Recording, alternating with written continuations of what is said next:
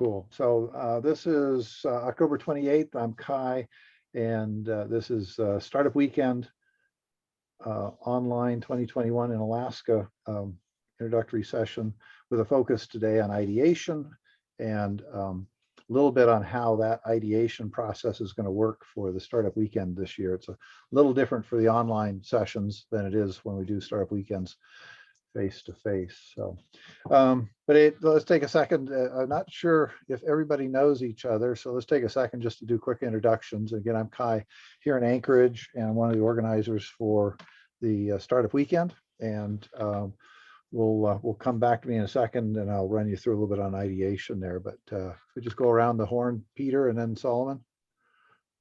Great. Peter Webley, based up here in Fairbanks, University of Alaska Fairbanks. Part of the organizing team for this weekend. I'm going to be a team support for those going through it. And I've gone through both Fairbanks-based startup weekends and the national weekend that was online last year. Super. Solomon and then Jay. Hi, everyone. My name is Solomon. I'm a third-year computer science student at UAF and originally from Kodiak, and participated in two previous startup weekends, November 2019 in Fairbanks, and then April 2020. That was the remote startup weekend, west coast of the United States. So hoping to help out, learn a bit, and maybe participate as well. Nice. Thanks, Solomon. Jay, and then we'll come back around to Megan. My name is Jay Cooper. I'm one of the facilitators for Startup Weekend Alaska, so that's why I'm on this call. I'm based in Iowa City, Iowa, and yeah, I've been facilitating for a couple of years, organizing a couple of years before that, and participating a couple of years before that. So I've been doing the Startup Weekend thing for a while, and happy to meet all of you and learn what I can from those of you in Alaska and bring that stuff back here to our ecosystem here in Iowa City. Super, Jay. Megan, and then we'll wrap up with Margot. Hi, I'm Megan. I'm founder CEO of Akaleen Virtual Assistants and had seen an email go out from Kai looking for people to jump in and help. So just figuring out where I can be plugged in at. Sounds great. And Margot. Hi, my name is Margot Fliss. I'm in Anchorage. I work at the Center for Economic Development, and I do a lot of entrepreneurial programming, kind of ecosystem building work. This is actually my first startup weekend. So I missed the one in 2019 and then was like, I'll jump in 2020 and then did not, I participated on the periphery. So really excited to be here and help however I can. But Jay, really excited to have you. I have quite a few strategic doing, I should say Kai and I have quite a few strategic doing colleagues in the Iowa City area. So I heard many, many wonderful things about that community. So excited to have you with us. Excellent. Thank you. Good deal. I think because we've got basically folks here that are more on the organizing side of this or the support side, I'm not going to dive too much into some of the startup weekend background, but on the other hand, this is an online version, so it's kind of different. But before I kind of just lurch into it, are there any initial questions you want to go over or you want to make sure that I cover today that are on your mind about the startup weekend and what you want to make sure we cover tonight? Kai, my main questions are around communication, just with so many people in different spots. What are the main modalities of communication? I think that it's going to be like one platform, I believe, but that's my main question is how that's going to happen. Super. And I'm curious, Margot, are you going to come into this as a resource and coach and mentor on this, or are you interested in actually coming in as a participant and actually going through the process as a participant and learning it, which is how I actually did it the first time. I was caught up with Ross organizing that early one about 6 years ago, and he finally said, Kai, we got enough folks in here, you ought to just be a participant and learn it that way. And he was absolutely right. I got so much out of being a participant instead of helicoptering in and out along the way. I'm just wondering what your thoughts are. I've gone back and forth on this. I think that I would prefer to do organizer for this year. but I guess if there's way too many organizers and helpers, I could totally drop in as a participant as well. Yeah. I think that I agree it's super valuable to go through, but at this time I was thinking organizer mainly because I want to see all the under the hood stuff that happens Perfect. and how that all works. Yeah, it sounds good. Well, the stuff under the hood is a little messy, but for those of you that haven't already, that are wanting to be part of the coaching and mentoring kind of stuff, there's a form I've been pushing out in some of the emails. I just put it in the chat there, so you got it handy if you haven't seen that, want to fill that out. Any other initial questions or things you want me to go over? Okay. So I guess what I'd like to do then is kind of hit the quick overview of the format of this, and in that I can answer the question about the communications, and I've learned a lot about that in the last couple of days. But at this point, we're working on trying to get everybody registered, hopefully by the end of Sunday. At that point, we'll be sending out emails that'll be going out to all the people that are registered, giving them kind of a heads up on what's coming. The flow of activities will actually start on Monday, even though the main weekend is, at the end of that week. But with these online formats, there's some pre-work that has to happen Monday through Thursday in order to be ready for Friday. So what will happen is that we'll have some introductory emails that go out Monday morning, and they're going to be inviting people to log in and set up their profiles on the Harness, excuse me, I've got a different project in mind, on the Founder HQ website. And I'll just put the link in here for that if you want to look at it. It's our instance is not, you can't log into our instance yet, but that's the link to it. But that's the platform we're going to be using for this event. And it's a platform that allows us to do virtually everything all in one place. Whereas if you did the startup weekend a year ago that we did online that Solomon and Peter and I were mixed up with, we were kind of jumping back and forth. We were doing some stuff on Discord. Some people were using Zoom. A lot of different ways of trying to connect. And Founder HQ is an effort by Justin Williams to try and create a more integrated environment. So you can come into it and set up your profile, which will be the first thing going on Monday. And then we're going to be inviting people to start posting ideas. And there's an idea center that's on the platform when you come in there. And in the Idea Center, you can share an idea, you can upload a video or some files about your idea. And then other people can see the ideas, they can upvote the ideas, they can ask questions about it. And the intent is that from Monday through Thursday, we'll be encouraging participants and anybody this could even be mentors and coaches that want to get on a play, to be submitting ideas. And if you've done a startup weekend face-to-face, this is the same process that normally happens Friday evening, where people just stand up and do a 1-minute pitch on an idea. And the idea with Startup Weekend, though, is that people don't work on an individual idea. They may come in and pitch an idea. Usually a third of the folks never even share an idea. They just come to hear other people's ideas and want to help them with them. And that's great. We want to actually encourage that as much as anything else for people that would like to be a part of a team, as opposed to thinking everybody comes in with their own ideas. But the intent is that there's a funneling going on so that by Thursday, we've figured out what the top ideas are in terms of interest and we think viability for a startup weekend. So there's a little bit of a thumb that might go on at Thursday. We'll just see. Sometimes the ideas naturally kind of surface and they kind of match the number of people we have. Sometimes, most of the time, there's usually more ideas than we can have teams set up, because we really want to build teams that have at least 3 or 4 people, not more than 7 or 8 people. So we're going to be guiding that process through Monday through Thursday, trying to get to a list of ideas that are going to then be shortlisted as the ones that we think are the ones we're going to move ahead on. The little bit of magic in this process then is sometime Thursday to by the time we get going Friday, we want to be trying to get people to pick an idea that they want to work on. And it might be the idea they pitched. In many cases, it might be a different idea.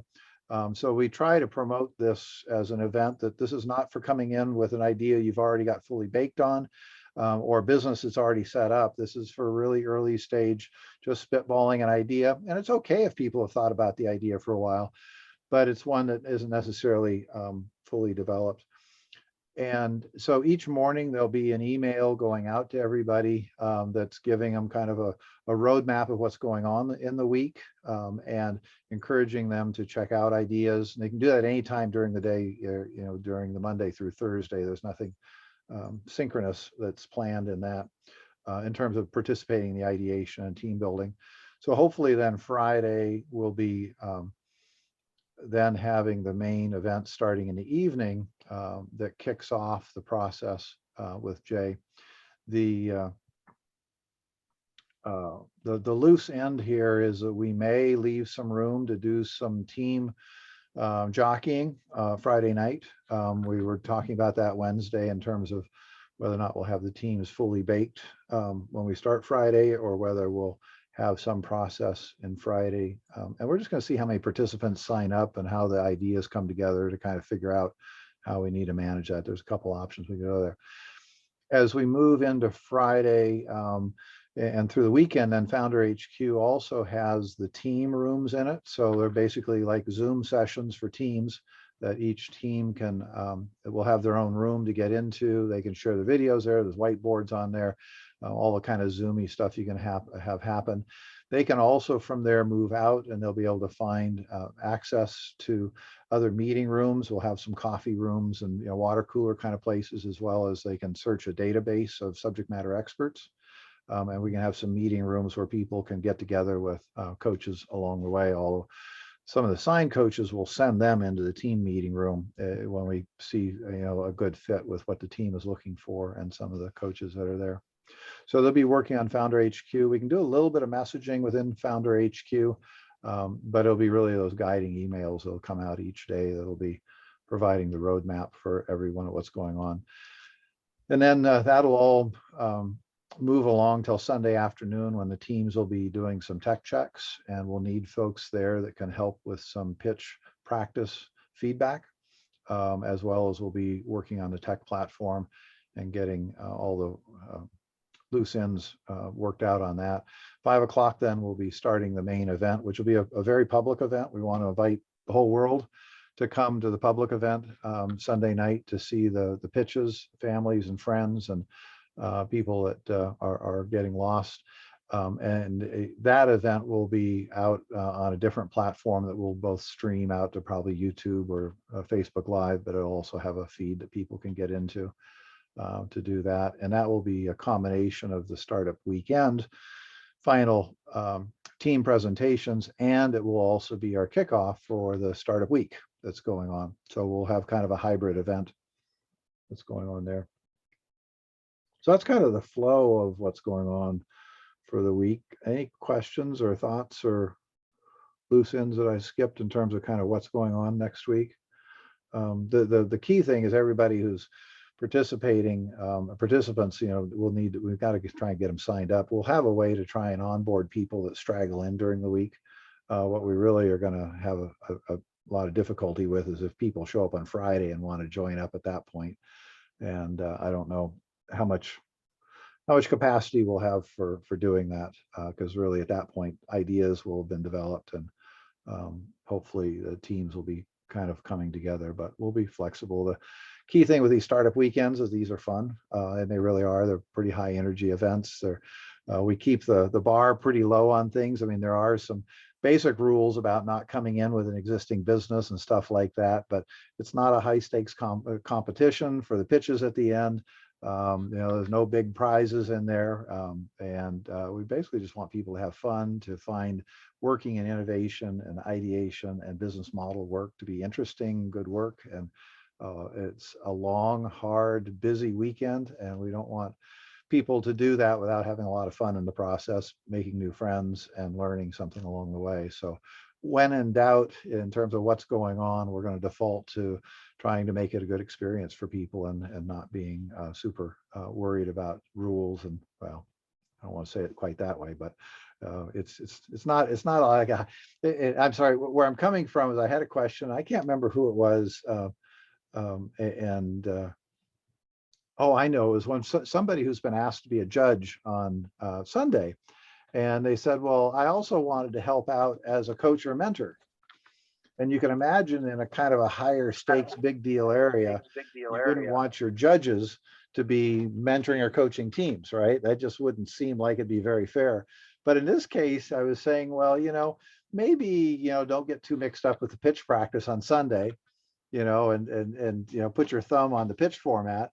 But in terms of helping the team Saturday and being available for, subject, type questions, have at it. If there's something that person can uniquely contribute to the teams and help them, I don't want to create those kind of barriers to people getting to know each other and doing that. And at the end of the day, the judging is about how the team has developed an idea, validated it, and maybe even got an MVP.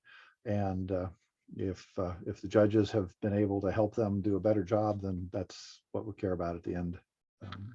There's no losers in this one. Hi, I had a question.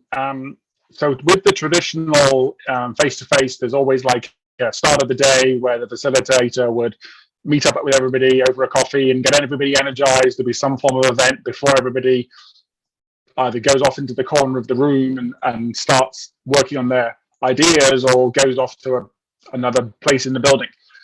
With the Founder HQ software system, is that still going to be the case? So like, I don't know, 9 o'clock Alaska time, Jay's going to come in and have a group get together with all the attendees, or there's going to be more flexibility because we have these online platforms where people can work, some of them work at their own speed. Yeah. So I'll give you kind of a partial answer to that, and then ask Jay to kind of, address how he'd like to handle this, because each facilitator kind of has their own style.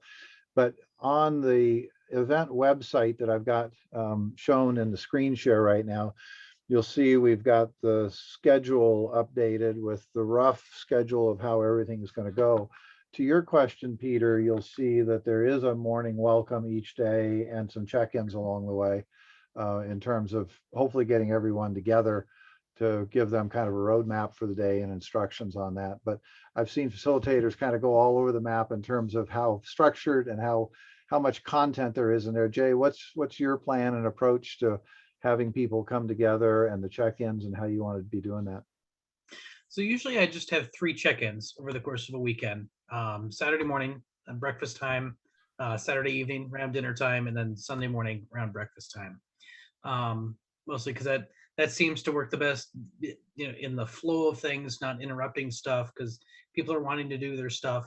And especially, it's not going to matter as much for online because you can grab food whenever and it's your own food. But when we're in person, usually do it those times because people are already going out to get food and sitting down, and it's the perfect time to say, okay, this is the break time. We're going to do this stuff now. So those are the 3 check-ins. So kind of 9 a.m. ish, both Saturday and Sunday. And then I think around 6 p.m. is when we have dinner scheduled, or the dinner break scheduled in there. During the morning check-ins, I'm also going to be offering Saturday morning optional workshop.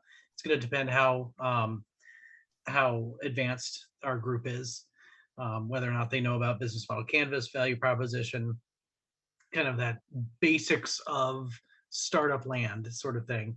And then Sunday, also have another optional session to do pitch practice and how to build a pitch deck and that sort of thing, and what the judges are going to be looking for on Sunday evening. So I hope that answers the question. Guys, and I guess the other one, I've been the one connecting on the judges, and we've got 3 that have said yes, and I'm talking to one more tomorrow. Do we need to get them in touch with you and or Kai next week to start that process? How do you want to bring that together? I'll talk to the 4th one tomorrow, and then I'll be communicating with them to get all the contact details I need. But what's the process with them? Because obviously they've got criteria that they'll be looking at. How does that process work? And is that a discussion I have with Kai or with you as well? So usually judges are on the organizer end. Okay. Usually I just introduce myself to them and, kind of get to know them on that really quick basis. But yeah, Kai, this is more of an organizer thing. Okay. Perfect. Thank you. Just wanted to check while I had your time. Yeah. So Peter, if you're talking with the judges, what I'd like them to know is that we will get some information sent out to them ahead of the meeting with the judging criteria that Startup Weekend uses.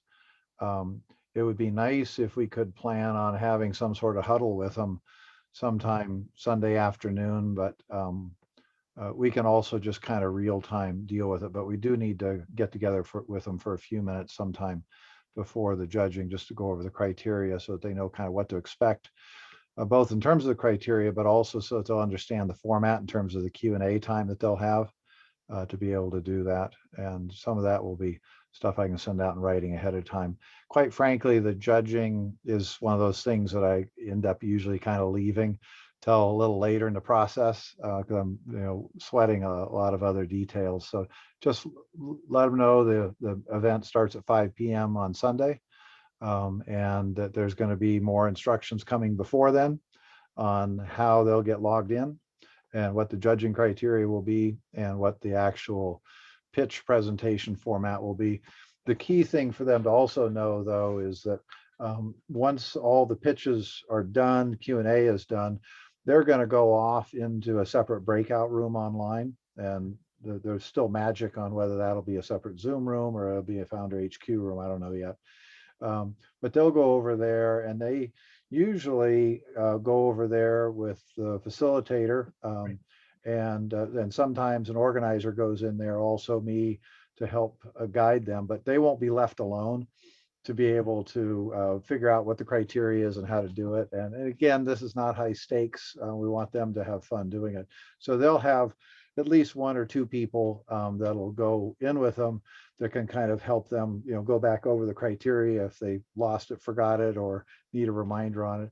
And we'll help walk them through the process of trying to figure out what their feedback is for the teams.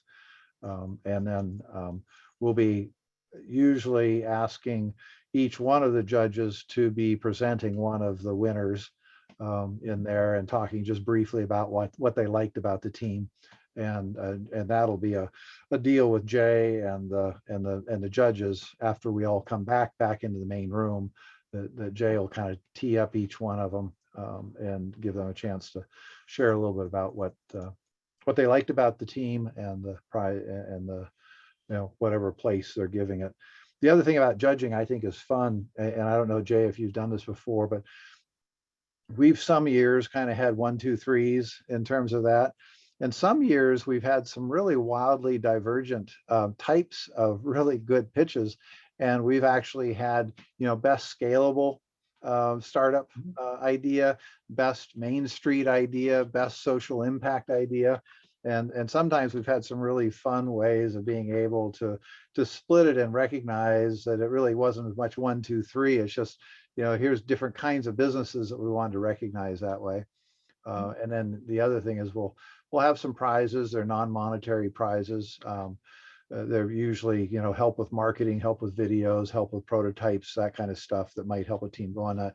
One of the things we ask the judges to do is to help us figure out which of the prizes are going to be best or most useful for the different teams. So rather than having a first place prize, there's usually a collection of stuff. And like sometimes we have a makerspace, a thing to use the makerspace for a couple months. Well, that's great to go to one of the companies that maybe is going to be making something, physical product. It's of no use to potentially an app company. And so we kind of match stuff up. And that's, in the end, I'm also just trying to convey, it's kind of flexible. We're trying to make it a great event. We're trying to help people take their next step. And there's structure to what we're doing, but there's an intent of being practical at the same time. I will, when I talk to the fourth person tomorrow, I'll bring it up and I'll make sure the others get that sort of overview of an email and knowing that something's coming during the next week. Yeah, that would be great. Thank you for checking that. Other questions on that? So let me take a second. I'm going to do this really quickly, but on the other hand, I want to kind of share a bit of Kool-Aid on here, and I'm going to share my screen. And this is on the topic of ideation that I was hoping to go through with more of the, I think it's the right screen, of the of participants. So if some folks see this later, I want to be able to run through it. The model around startups that I use is a thing called idea to launch. And it recognizes there's a generally kind of a flow. It's not necessarily linear. It's more iterative, but you go from an idea to a business model to working on strategy, your business plan, getting funding and launch. And I think of startup weekends as really a place that's at that junction between the idea and the model. But the fun thing about startup weekends is you actually are kind of doing the whole thing in one weekend, because you start off with usually nothing but a very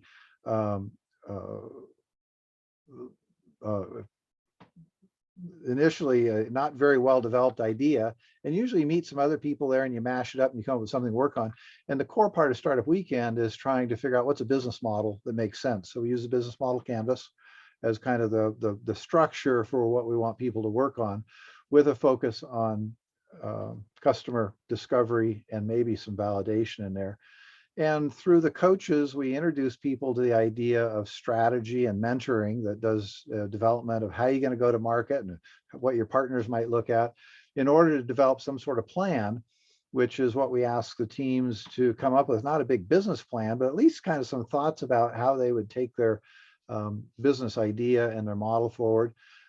We don't, of course, do any funding in this, but we do ask the teams to actually put together a pitch deck to present their idea, and they're actually getting experience then on how do you go about pitching what you're doing to a group of folks, whether you're pitching for dollars or you're pitching to try and attract co-founders or you're pitching to try and attract customers. You get that experience, and then the launch is what comes after that. So startup weekends are kind of all of this mashed into one quick weekend, and the beginning of startup weekends is looking at ideas. And I like to emphasize that there's lots of ideas in this world. There's really nothing very special about an idea. And some people like to say that it's about execution.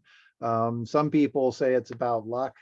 I actually think it's kind of a little bit of both. Without execution, you're going nowhere, but there's nothing, like, just finding you've got the right idea with the right team at the right time. And startup weekends are a place to be able to explore being able to take an idea, trying to build a team, and trying to explore, is this kind of the right time and place for it? The methodology that they learn in the weekend can be applied broadly into other ideas in the future of how to go through that quick iteration on there. And it gets down to the issue that I put at the bottom here. The euphemism is that it's better to have an A team with a B idea than an A idea with a B team. And what we're trying to create in this environment is a place for them to be able to build a really good team. Even if the idea is still kind of half baked in this weekend, they could go on and be able to grow from that. So we don't get too wrapped up in the ideas because they're going to change anyway. And we're more about helping them create the team to learn a little bit about how to execute together in the process of doing that. Now, I won't spend too much time here other just to recognize that we want people in a startup weekend to be, without overloading them with a lot of lingo and whatnot, but what they're really going to be encouraged to do is to get out of the figurative room and to do customer discovery. So if you're coaching the teams and mentoring, one of the most important things you're doing is helping them figure out where they can go externally to do some discovery and validation of what they're working on. We really discourage people from spending a lot of time inside their own head in this area. And that's one of the most fundamental lessons of anything in entrepreneurship, is about, you might have a good idea, but until you begin listening to customers and doing that discovery, and that doesn't mean going and asking customers if they like your idea. It means being able to understand the customer's real problems, and then from there, in the next step, trying to figure out whether or not your idea happens to be one that's relevant to their problem. So startup weekends, though, are fundamentally trying to teach them to decouple an idea they have from that customer validation by getting them out of the building to go talk to people, find out what their problems and their needs are without selling them on a solution. And that's so hard because people want to spend time validating their idea. And that is such a waste of time for them to think that that's the path to go, because they'll end up validating something without learning the discovery. And I want to put a plug in here, as well as we'll put a plug in at Startup Weekend to the I-Corps program that Peter's working on up in Fairbanks, because it's all about encouraging people to do good interviews and to do lots of them to learn about the validity of an area of research or ideas that they have and to find out about it. And I think, Peter, we've got this still set up so that the teams coming through Startup Weekend will have an opportunity to become part of the I-Corps program, which is a site program in Fairbanks, but is part of the national I-Corps program. And so folks going through this become more investable by going through the I-Corps, and they have access to getting into the national I-Corps program. So a really neat runway that this is creating, from going from a Startup Weekend to then being able to go straight into the I-Corps program with potentially even some funding for these teams to go off and do some more research. And then they've set the stage for even more funding or SBIRs, other things that look at I-Corps as a very valuable step in how people have engaged. And it's really about creating capacity to understand the market as opposed to just blindly going forward with an idea. Exactly. Yeah. The site program that we have is the first step. And if you want to apply for the national program, by having gone through a site program, you qualified to be able to apply as a team to the national NSF opportunity, which you wouldn't normally do if you hadn't been funded by NSF from your original work. So it is one step, and obviously there's other startup training in the state that's around there as well. But yeah, it's one of a pool that these teams that come through can access as they after. So it's that sort of what's next after they've gone through the weekend, so they're not just sort of dropping off 2 weeks later when there isn't something to allow them to kick on and get to the next stage, the next opportunity of development. So myself, obviously we've got one here, and Margot and her team at SuWkd have got one. So there's a few different places in the state where people can tap into resources and training to take those teams that built over the weekend and get even further outside the office, the virtual office, and actually talking to people that they may find need their product or a version of it or an ideated version of it. But unless you talk to them, as you say, Kai, and find out what are their pains. I saw your pain gain boxes there that you flick to. Once they understand what the end user's pains are, they can actually generate a product that actually provides a gain, and their value proposition actually has stakeholders and is answering the questions that the users are wanting, and then they understand how to actually make that work. What's the revenue and what's the costs to make that actually happen? Super.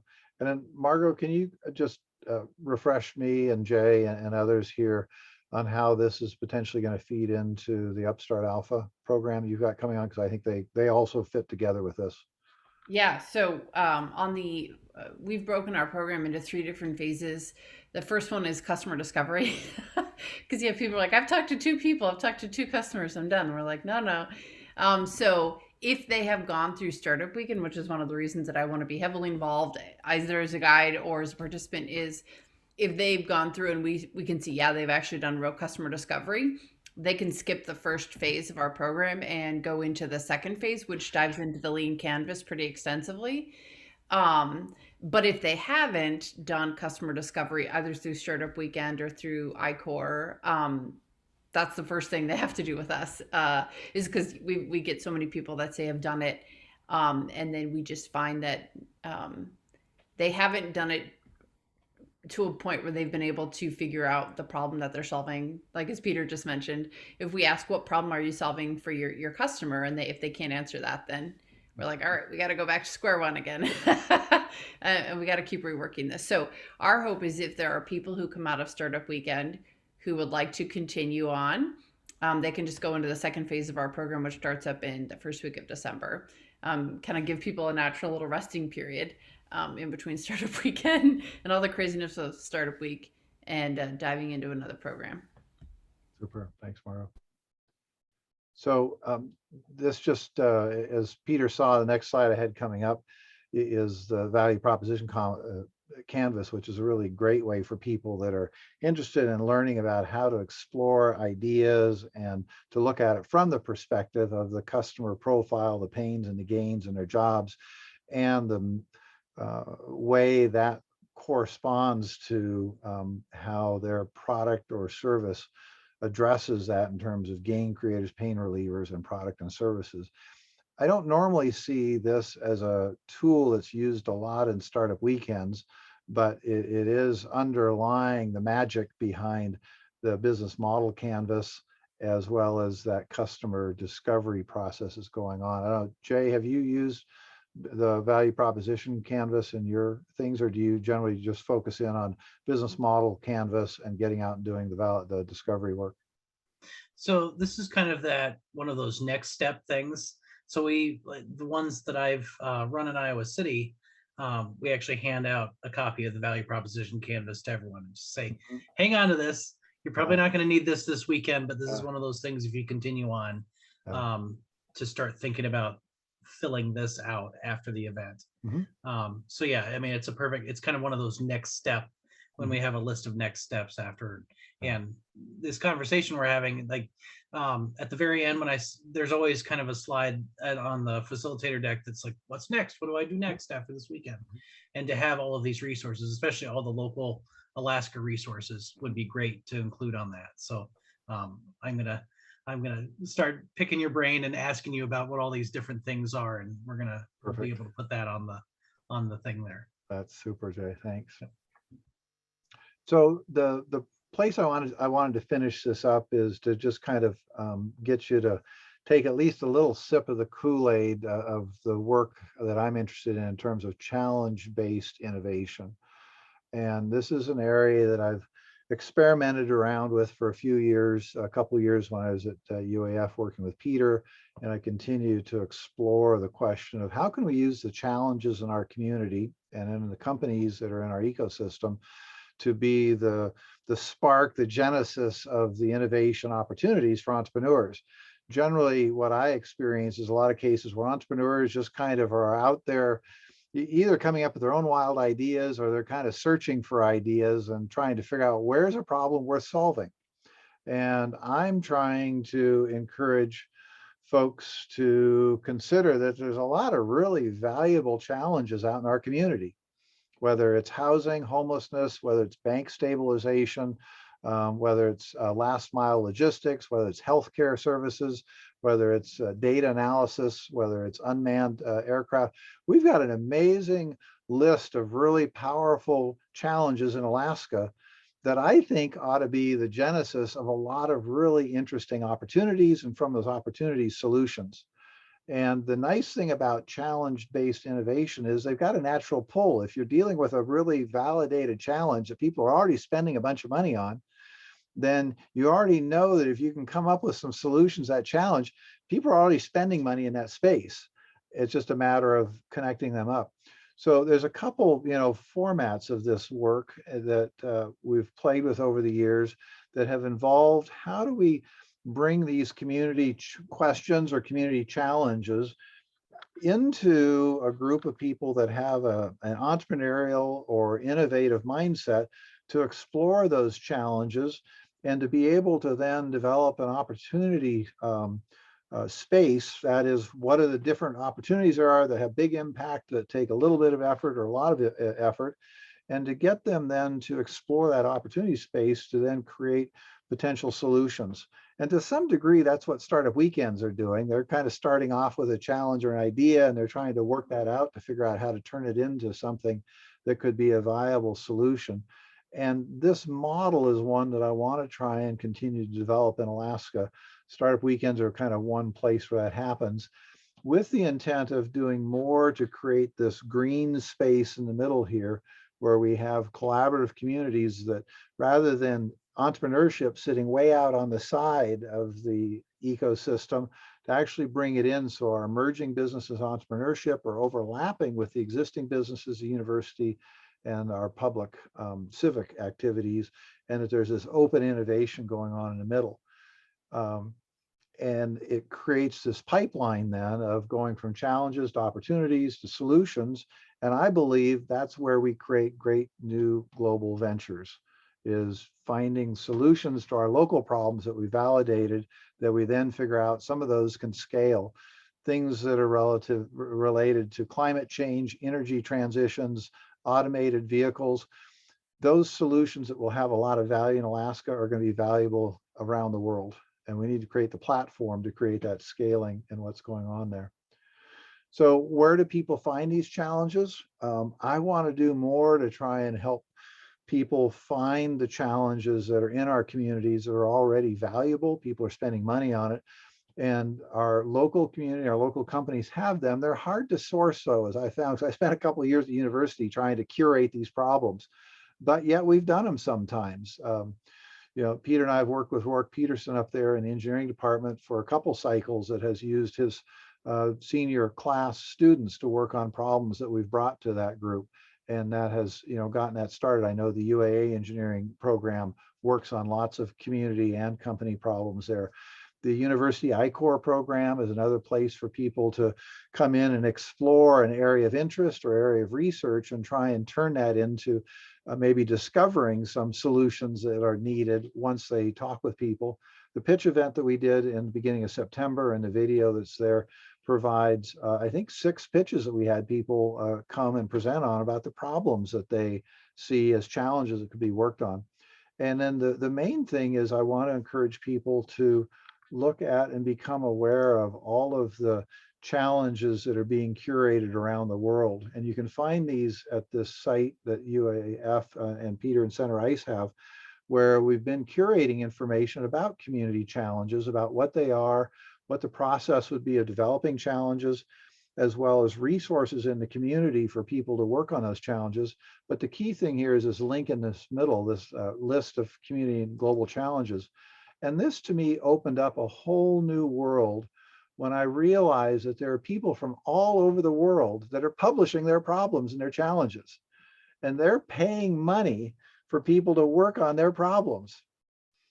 And this is something that Alaskans can be spending all sorts of time working on. This is an American-made challenge. You bring it up, and it's going to take a second here to see if it'll come up here.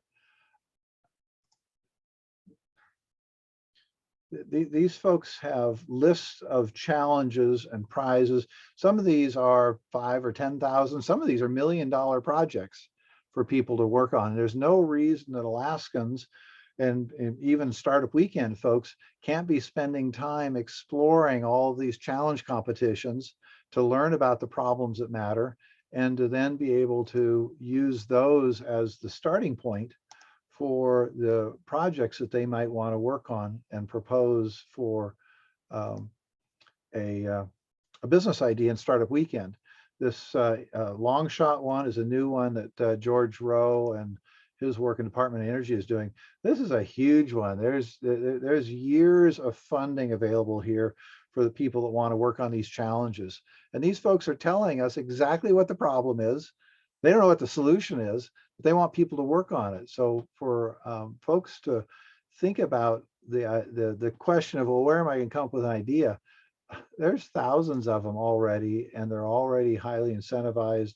They're fully validated. This HeroX site is a great source of them. So at any rate, I want to encourage you to be learning about this, but in particular, as we get started with the ideation Monday and Tuesday, I'm going to be feeding some of this out there because I want to lift up these challenges that are so exciting. They're well funded, they're validated, and many of them apply to Alaska in terms of they're accessible to Alaskans to work on, and the solutions that might come out of them, like that energy storage grand challenge, would be of tremendous benefit to Alaska. And to have Alaskans working on the problems that matter in Alaska, to me, is one of the best things I think we could accomplish in this. And the Startup Weekend gives us a place to play with that. So at any rate, that's I want to just take a second. I appreciate your patience and kind of walking through that. this is kind of leading us up to then again, next week they start off, participants Monday, Tuesday, Wednesday, working on submitting ideas, voting on ideas, and we're going to work them towards hopefully some ideas that a group of people are interested in that will become the genesis or the area of these teams focusing the rest of the weekend on taking that idea, going out and trying to do some discovery work on it, and then turning it into a presentation that we'll see on Sunday. Questions on any of that stuff? I just added something into the chat. It's what you were describing there is actually what we have in academic environment, where we have a proposal office that will tell us, oh, this opportunity is coming up in the National Science Foundation. This opportunity is coming up at NASA, NIH, and they'll tell us 2 weeks in advance or a month in advance. Oh, there's this opportunity coming. There's a notice of intent due. There's a deadline.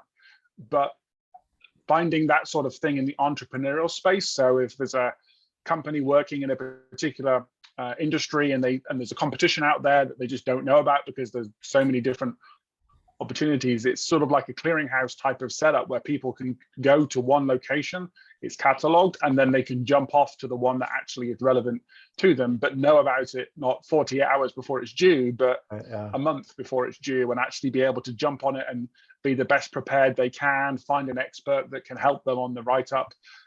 Just like we do in the academic environment. Margot and I, if we're looking at grants, we've got a proposal office we go to and they tell us a month in advance, oh, this is due. And you're like, oh, perfect. I know that I've got a project, and you start writing it. You don't write it 24 hours before.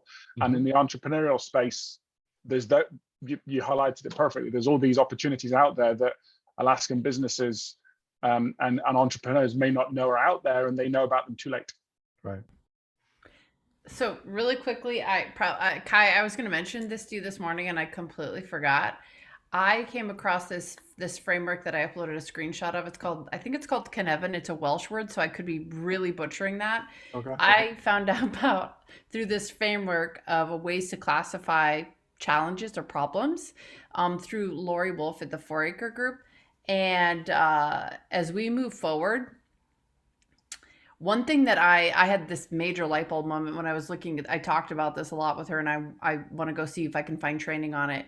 One thing she and I talked a lot about was sometimes we have these amazing challenges that are super complex, and it's in the top left corner there. And they say complex is similar to like if you have twins and you're the parent, you could do everything exactly the same, but there's so many mitigating factors, they turn out to be two very different people, right?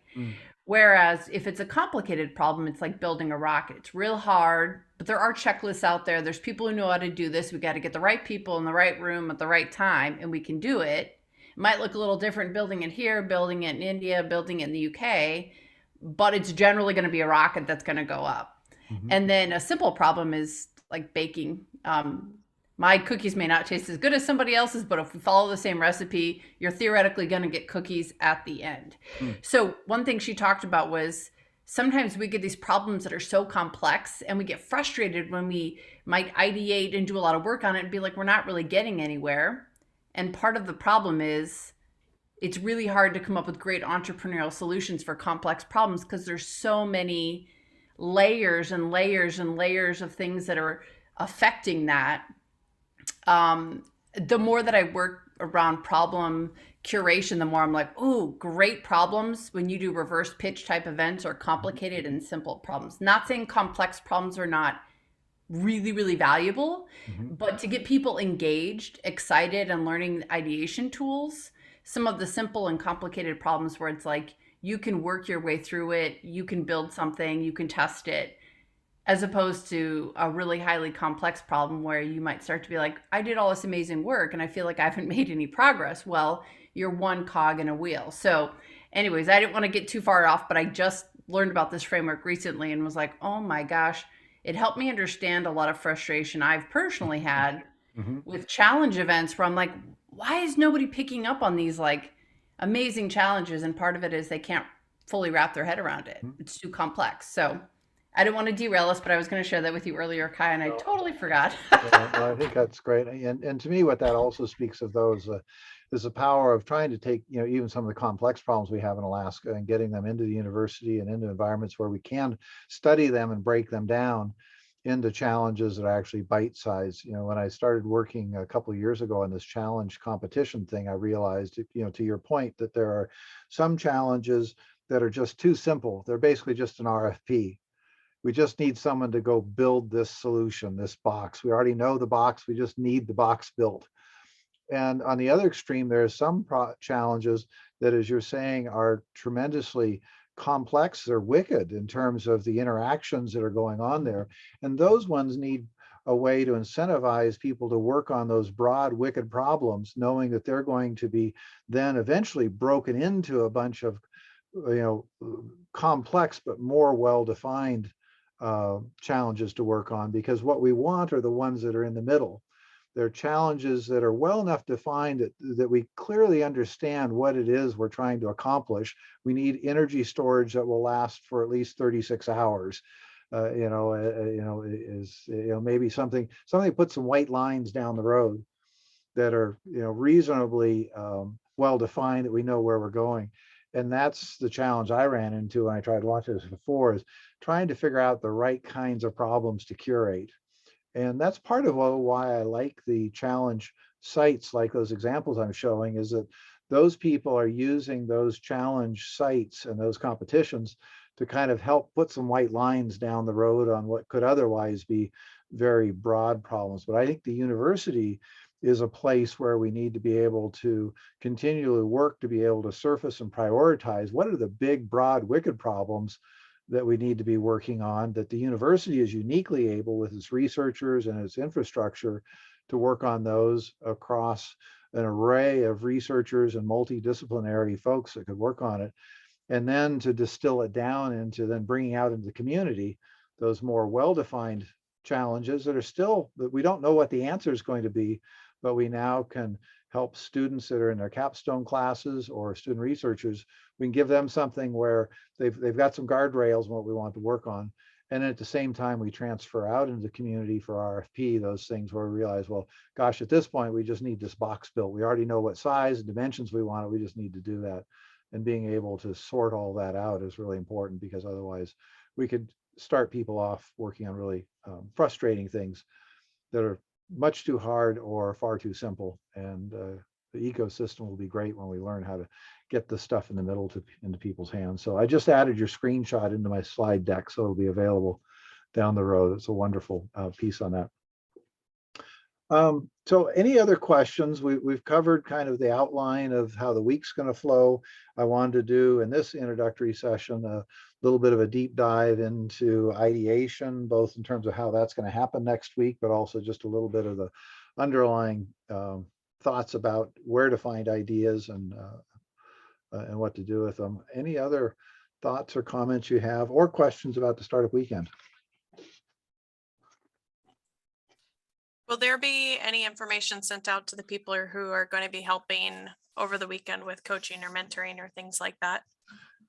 Yeah, I'm trying to collect all the names. So we're going to be inviting them hopefully on Monday, if we've got enough people in. They'll be part of the onboarding communication that will get stuff each day so that they can start seeing what ideas we're working on. I found in the past that having some of the coaches and guides, early on, looking at some of the ideas and talking to the teams is really helpful, because in the end, it will also maybe be the case that some of the guides and coaches realize, hey, they really want to work on this team with this idea to try and do that. So they'll be seeing the flow of information going along, and then at some point there'll be a little bit of a fork where we'll let the people that are doing the coaching sessions, and there's a couple established times for that, know kind of how that's going to work. So they'll be getting a little bit of onboarding about where to log on and how to find the teams that they want to be worked on. And there'll be somebody, it'll probably be me, that'll be doing the coach wrangling on Saturday and Sunday, because I'll usually have a pretty good idea of where all the teams are at, which ones need help in which areas. I have generally a good idea about who the folks are, and so I'll be helping with the matchmaking, and I imagine there'll be a few others that'll be out there to do some work to try and get people matched up and in a place where they feel like they can be helpful to somebody. The challenge with the coaches and whatnot is, we want to get enough of them that we've got a diversity of perspectives to help the teams, but not so many that they don't feel like they're doing anything useful or don't get called to help out or anything. So it's a little bit of middle ground. And it's a little harder in the virtual world. If we do face-to-face things and they all walk in the door, it's a little easier to say, okay, why don't you go spend 15 minutes with this team over there. In the virtual world, unfortunately, as I found, it's sometimes easy for someone to get ignored if they're not banging down the door saying, hey, I'm here, I want to help. So Right. try and manage the expectations a little bit, that some of this is a little bit on call and hopefully we'll need folks. But on the other hand, it's we don't know what the teams are doing yet. We don't know where their gaps are going to be. And so it's nice to have the folks available, but it's a little unpredictable on exactly how it's going to play out. Fair enough.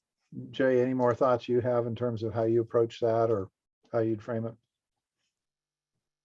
I think you pretty much covered it. You're Okay. good to go.